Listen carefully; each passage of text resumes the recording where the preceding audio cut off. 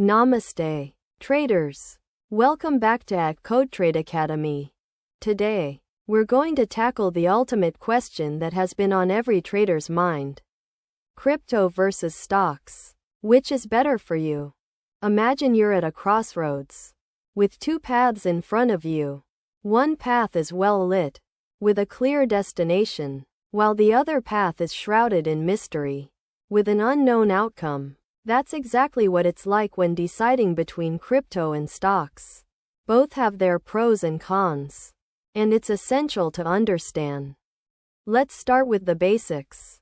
Crypto, short for cryptocurrency, is a digital or virtual currency that uses cryptography for security. It's like the money in your wallet, but instead of physical coins and bills, it's digital. Stocks, on the other hand, represent ownership in a company. When you buy stocks, you're essentially buying a small piece of that company. Now, imagine you're at a restaurant, and you order your favorite dish. Crypto is like the food itself, while stocks are like owning a shah.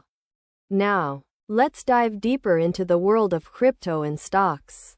Crypto is decentralized, meaning that it's not controlled by any government or institution.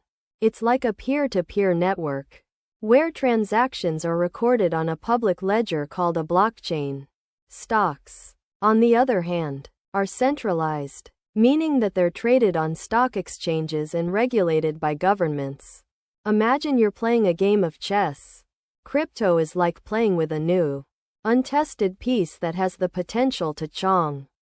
Let's look at a real example of trading crypto and stocks. Imagine you want to buy Bitcoin, a popular cryptocurrency. You can use a platform like Binance or Coinbase to buy and sell Bitcoin. Here's an example of how you can use the Binance API to buy Bitcoin.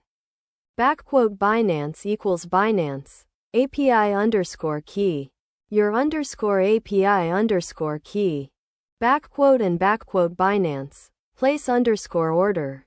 Symbol equals BTC USDT. Side equals BUY. Type equals limit. Quantity equals 0.1. Price equals 30,000. On the other hand, if you want to buy stocks, you can use a platform like Robinhood or eToro.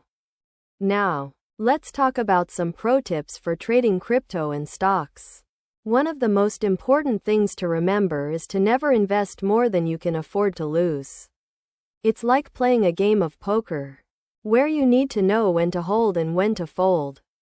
Here's an example of how you can use the Pandas library to analyze stock prices. Import pandas as PD and df equals PD, read underscore CSV. Stock underscore prices.csv. You can also use the matplotlib library to visualize the data. Import matplotlib, pyplot as plt. And that's it, traders. I hope you learned something new today about crypto and stocks.